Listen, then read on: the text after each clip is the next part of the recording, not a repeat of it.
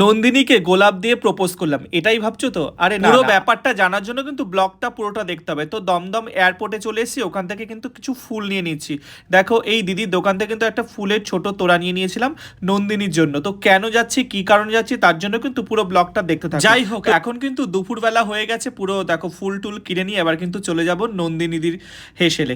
কারণটা তোমাদের এখনই জানিয়ে দিচ্ছি। আজ কিন্তু নন্দিনীদির নতুন রেস্টুরেন্ট যেটা ওপেন হতে চলেছে কিছুদিনের মধ্যে, সেখানে পুজো ছিল, তাই ওখানে চলে গিয়েছিলাম। আর গিয়ে দেখি কিন্তু দিদি এদিকে পুজোয় বসেছিল। তো নন্দিনীদির ডালহৌসি থেকে শুরু করে আকাঙ্ক্ষা মোড়ে তো দোকান ছিল, এবারও আরেকটা রেস্টুরেন্ট কিন্তু খুলে যাচ্ছে নন্দিনীদির হেসেল নামেই কিন্তু এই রেস্টুরেন্ট, যেটা কিন্তু সম্পূর্ণ এসি রেস্টুরেন্ট। সেই রেস্টুরেন্টেই কিন্তু আজ পুজো হচ্ছে, আর মাত্র কয়েকদিনের অপেক্ষা, তারপরে কিন্তু এখানে খাবার দাবার ডাইনিং সবকিছু কিন্তু শুরু হয়ে যাবে। আর এদিকে কিন্তু দুপুরবেলা পুজো চলছিল, আর আমিও একটুখানি পুজোর কিছুটা ক্লিপস নিয়ে নিচ্ছিলাম, আর দিদির জন্য যে গোলাপের তোড়াটা এনেছিলাম সেটা কিন্তু দিদিকে দিয়ে দিচ্ছিলাম। তারপর দেখো এখানে কিছুটা সময় কাটালাম।